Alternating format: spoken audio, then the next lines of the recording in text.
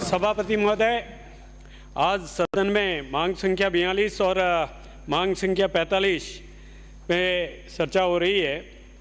मैं आज दोनों एक दूसरे के परिपूरक हैं। अगर जल है तो जीवन है और जल है तो कल है। माननीय भारत देश गांवों में बसता है और करीबन 75% आबादी किसी न किसी तरह से खेती पर निर्भर है। ऐसे में भारत रत्न MS स्वामीनाथन ने भी कहा है, खेती विश्व में सबसे जोखिम भरा व्यवसाय है क्योंकि फसल का भविष्य मानसून पर निर्भर है और मानसून पे सारी चीजें अगर अरे भैया मैंने तो बोला नहीं, तू इसीलिए तो कह रहा हूं मैं कभी किसी माननीय सभापति महोदय, राजस्थान में अगर कोई ये जल और वन दोनों एक दूसरे के परिपूरक है और अगर वनों की कटाई शुरू हो गई इसके कारण से आज बरसात भी कम हो रही है। और दूसरा मुख्य कारण है कि जो जल नदियों में सीपेज होता था उस सीपेज में से बजरी को अपने बिल्कुल खाली कर दिया तो ज़मीन में पानी भी सीपेज होना बंद हो गया। उसके कारण से अगर पानी नहीं है तो वन भी आप वृक्ष लगाओगे उसको भी पीने के लिए पानी की आवश्यकता होती है। तो मतलब मेरा कहने का उद्देश्य यह है कि हमारे यशस्वी मुख्यमंत्री जी ने जो घोषणा की है कि हम 7 करोड़ पौधे 5 साल में लगाकर इस राजस्थान को हरियाला राजस्थान बनाने की जो कल्पना की है, मैं उसकी भूरी भूरी प्रशंसा करता हूं। अगर वृक्ष लगेंगे तो निश्चित रूप से बरसात भी आएगी और बरसात आएगी तो नदियां भी बहेगी, नहरों में भी पानी आएगा। अगर वर्षा ही नहीं है, आज यमुना और गंगा में भी पानी की कमी होने लग गई है, तो हमें चिंता आज से करनी है। और निश्चित रूप से जो राजस्थान के मुख्यमंत्री जी ने जो चिंता की है, मैं उसकी प्रशंसा करता हूं कि अगर देश में हरियाली, राजस्थान हरा भरा होगा तो बरसात भी आएगी। जो 7 करोड़ पौधे लगाने की जो घोषणा की है उसकी पूरा राजस्थान प्रशंसा करता है। इस कार्य को सतत रखने के लिए मल्टी सेक्टर प्रोग्राम के रूप में मिशन हरियाला राजस्थान आरंभ करने की घोषणा की है। इस मिशन के अंतर्गत 5 वर्षों में लगभग 4000 करोड़ राशि व्यय करके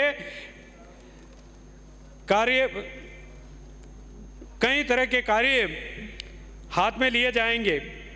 इसमें 10 करोड़ पौधे तैयार करने के लिए 50 नई नर्सरियां लगाएंगे और 540 वर्तमान में स्थापित नर्सरियों का संवर्धन करके उनको सुदृढ़ करेंगे ताकि उनमें और अच्छी तरह से पौध तैयार की जा सके, ताकि 7 करोड़ का लक्ष्य हम पूर्ण कर सके। प्रत्येक जिले में आम जन की सहभागिता से मात्र वन की स्थापना किया जाना प्रस्तावित है। ये हमारे भजन लाल जी सरकार की सोच को लेकर के मैं उनकी बहुत बहुत प्रशंसा करता हूँ। उनकी अनुरूप मेरे क्षेत्र में रानी के रहने वाले राजेंद्र वसंती देवी किशोरमल खिमावत चैरिटेबल ट्रस्ट, आप अपने सरकार वृक्ष लगाने की बात करती है मगर एक चैरिटेबल ट्रस्ट ने पूरे राणकपुर से लेकर के रामदेवरा तक और राणकपुर से लेकर नाकोड़ा तक रानी में आने वाला प्रत्येक रास्ता वृक्षों से ऐसा छटा लगा दी है कि सड़क के दोनों किनारों पर जब निकलते हैं तो उस किशोर भाई खिमावत को याद किए बिना कोई व्यक्ति नहीं रह सकता। उसने 24 लाख से अधिक वृक्षारोपण कर चुके हैं। एक व्यक्ति की इच्छा शक्ति अगर 24 लाख वृक्ष लगा सकता है तो क्या हम राजस्थान की पूरी जनता अगर इस बात को ठान ले तो क्या भजन लाल जी के 7 करोड़ का लक्ष्य हम 5 साल में पूरा नहीं कर सकते? करेंगे 1 साल में। ऐसे व्यक्ति की मैं बुरी बुरी प्रशंसा करता हूं। इसके साथ ही 15 जगहों पर नर्सरी खुद पौधे तैयार करते हैं और पिंडवाड़ा से ब्यावर नेशनल हाईवे पर दोनों तरफ वृक्षों की झड़ी लगा रहे हैं। अगर एक भी पौधा मृत हो गया तो उसकी जगह जैसे भी ला करके वापस दूसरा वृक्ष लगा करके एक भी गैप फिलिंग करते हैं, ऐसे व्यक्ति के लिए मैं उनको स्वर्ग में आत्मा के लिए भगवान से प्रार्थना करता हूँ, उनको स्वर्ग में स्थान दे। इसके साथ ही सामाजिक सहभागिता से युतिका वेलफेयर फाउंडेशन व्यापारी द्वारा विगत 5 वर्षों में विभिन्न विद्यालयों, शमशान भूमि, गौशालाओं में, तालाब की पालों, ओरणों में 1 लाख से अधिक पौधे लगाए, जिसमें 80% पौधे सुरक्षित है। ये मेरे क्षेत्र की बात कर रहा हूँ मैं। इसके अलावा भी वन्यजीव अभयारण्य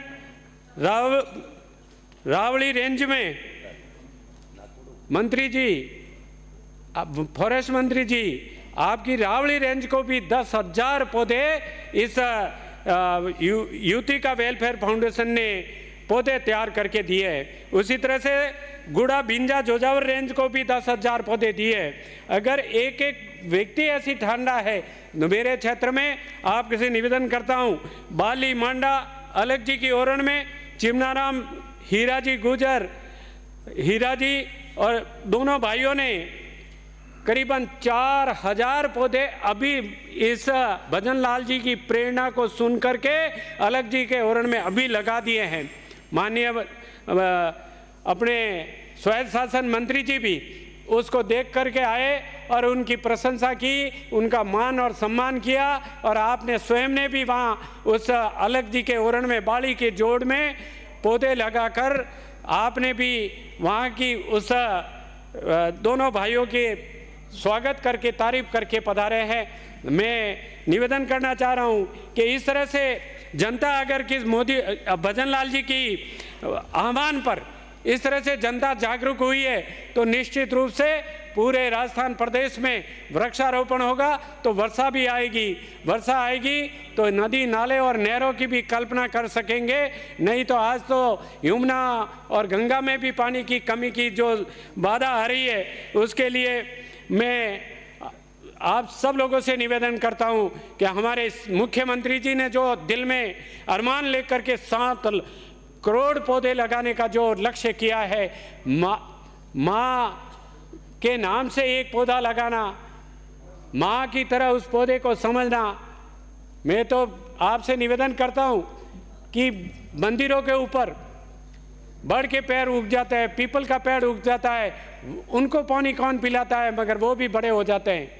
तो इसलिए हमको छोटा सा सर तो पानी पे ही बोला हूँ, सभी पानी के ऊपर पानी पे बोलना है मेरे को। मैं इसलिए मैं निवेदन करता हूँ कि बड़ के पेड़, पीपल के पेड़, कदम के पेड़ जो हमारे पूजनीय वृक्ष है, उनको लगाने के लिए भी हमें कोई न कोई सोच लेनी होगी।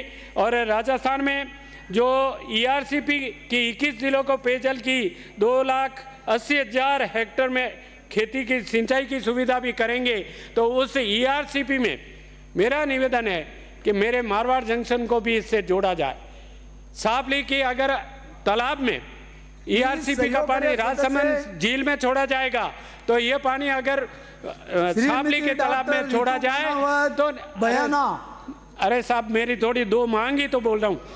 मेरे एक तो काली घाटी में माननीय रास्ते की सड़क की स्वीकृति देनी है, और दूसरी काजलवास की धूनी जो सिद्ध पुरुषों की 9 जिंदी समाधियाँ है, उनके लिए 2 किलोमीटर का रास्ता, उसमें डामर सड़क की स्वीकृति के लिए आपसे निवेदन करता हूं कि उसमें आप वहां की बावड़ी का पानी किसान लोग ला करके अपने पशुओं के बीमारी होती है। सदस्यगण से प्रार्थना करता हूं कि अपनी